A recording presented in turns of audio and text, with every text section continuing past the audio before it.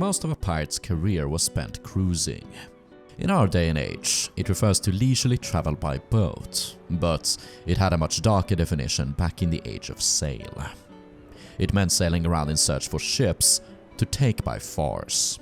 It was not an easy task, not at the face of it, for the ocean is a big place, and pirates had to carefully consider where to cruise and when, always be on the lookout and quickly make a strike and run down their target, even at the slightest hint of a sail. There were essentially two modes of cruising. Pirates would either search for one specific ship, or they would cruise opportunistically in a general area. Now, why would they go for a specific ship? Firstly, it required substantial intelligence to acquire the knowledge of such a vessel. In the previous video, we talked about their intelligence gathering, and through various means like interrogating prisoners, trading with friendly partners, and even espionage, they could have learned of a ship that was an especially lucrative target. Maybe it was especially valuable, but still weak enough to be susceptible. A lot of heavily laden vessels could not use their lower gun decks, making them less capable of defending themselves. The most iconic of these specific ships were the Manila Galleon and Honduras Urca. The former was a single ship or small fleet traveling between the Philippines and Mexico, carrying the Asian goods of Spain's massive colonial empire. Sailing over the enormous Pacific Ocean, the sheer size of this sea was the galleon's primary defense. Finding it was the hard part. Therefore, the wiser corsairs would prowl along the Californian coast down to Acapulco, the final stop of the galleon. In this manner, the galleon was taken by Woodes Rogers, and then by Admiral Anson in 1743. Pirates like Captain Reed or privateers like Shelvach miserably failed. More feasible was the pursuit of the Honduras Urca. This was a merchant ship trading independently between Spain and Honduras, traveling once a year. With its itinerary well established and a schedule at least somewhat predictable, she made a common target for 17th century buccaneers, as they hungered for her cargo of dyes, silver, and an assortment of minor goods like cowhides, cacao, sarsaparilla, and medicinal roots. The only trouble was her size. The Urca was large, well defended, and usually sailed in convoy with an escorting frigate. However, she was often so heavily loaded on the homebound voyage that her lower tier of guns were unusable, which is also when she was more valuable.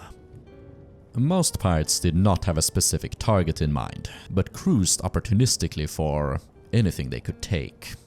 Of course, they would be aware of what kinds of ships they could expect in their area of the world, and they wouldn't just go out into the open ocean and hope for the best. Instead, they target well-trafficked trade routes, especially geographical choke points, where you were almost guaranteed to spot a ship at some point. Examples of these include the Straits of Florida and the Red Sea, or the Windward Passage. As a trend, pirate hideouts tended to be proximate to these choke points. New Providence close to Florida, St. Mary close to the Red Sea, Tortuga and Port Royal near the passage. This didn't merely apply to colonial pirates. The Barbary corsairs preyed on the Gibraltar Straits out of places like nearby Sayles. The privateers of Saint-Malo haunted the English Channel. All of these narrow points were easy to cruise in.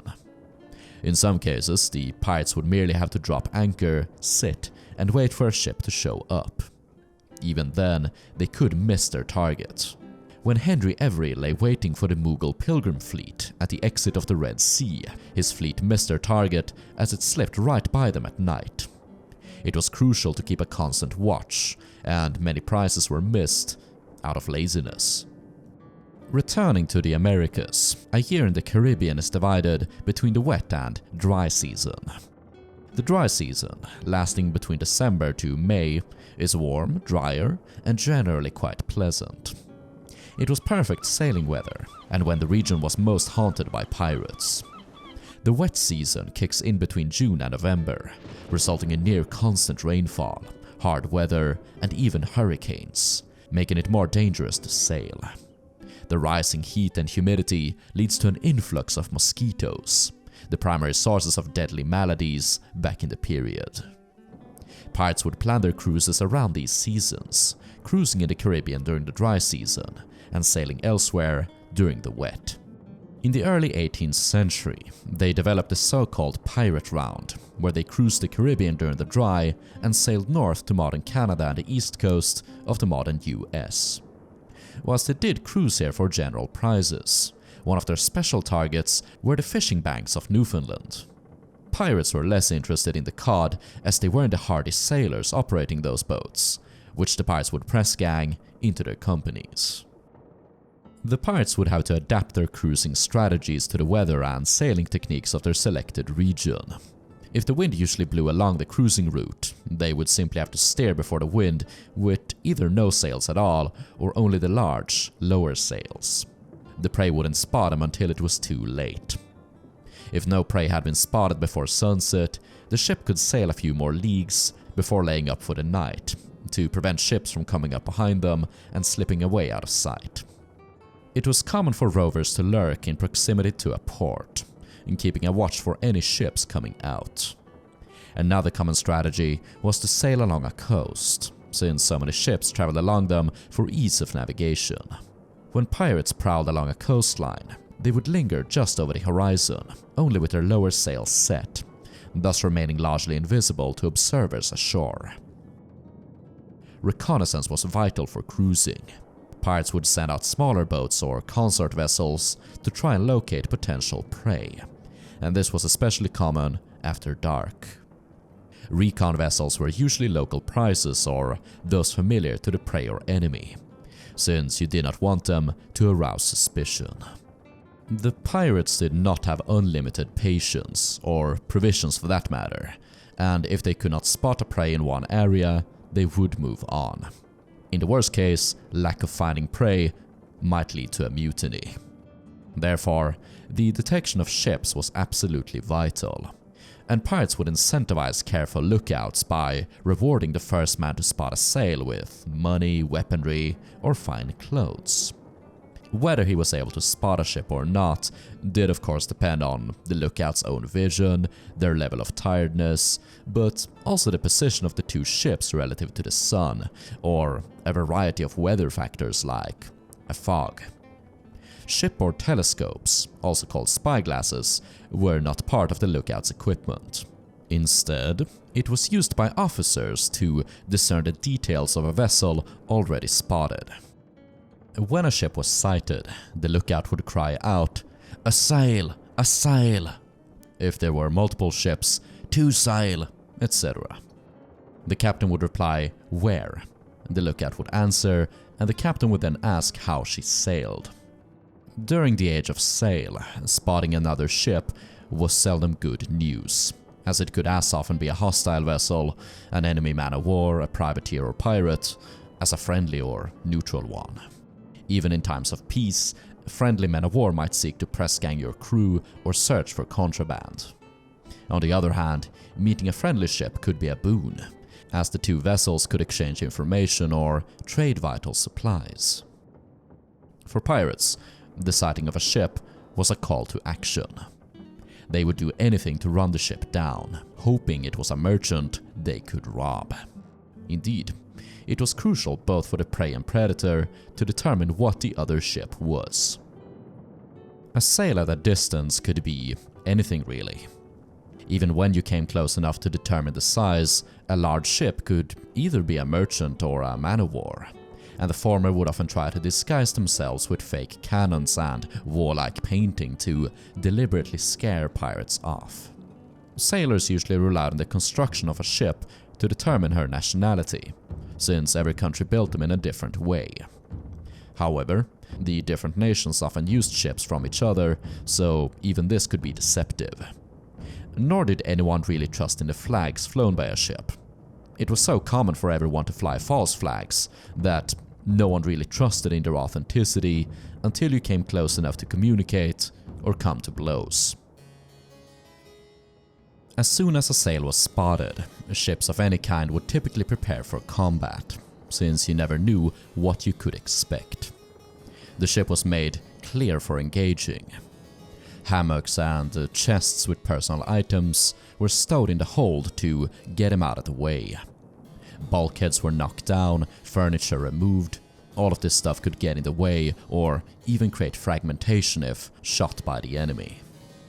Gun ports were knocked loose, the cannons cast loose and rigged, furnished with their ammunition and tools. Red cloths were swathed along the sides of the tops and the railings of the quarterdeck, in order to conceal the men behind them. The carpenter prepared shot plugs and lead sheets for mending leaks in the hull.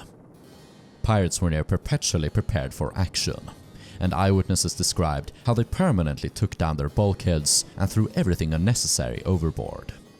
One pirate captain's cabin was described as being entirely plain, and the officers sat on the naked floor instead of chairs. Every pursuit included a pursuer and one being pursued. These were known as the chaser and the chase.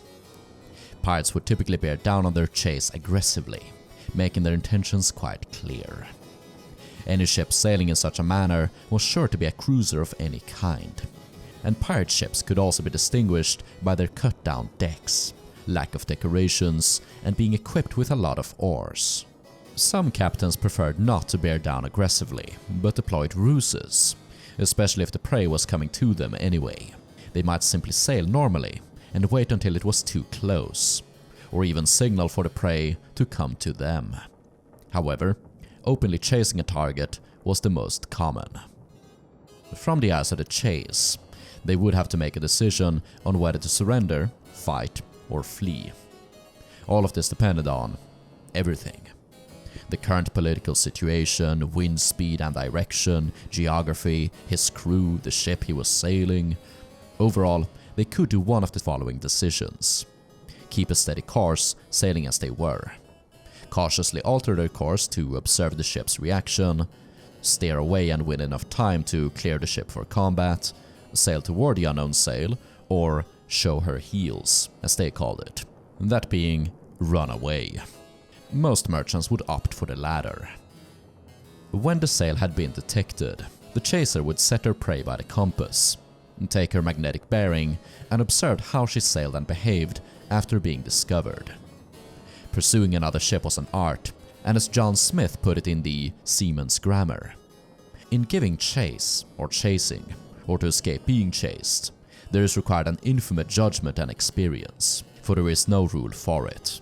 But the shortest way to fetch up your chase is the best. Several considerations could still be made. In calm winds, oars could be used to run or pursue, or the ship could even be towed behind several rowboats. If there was wind, the direction of it limited where the ship could sail.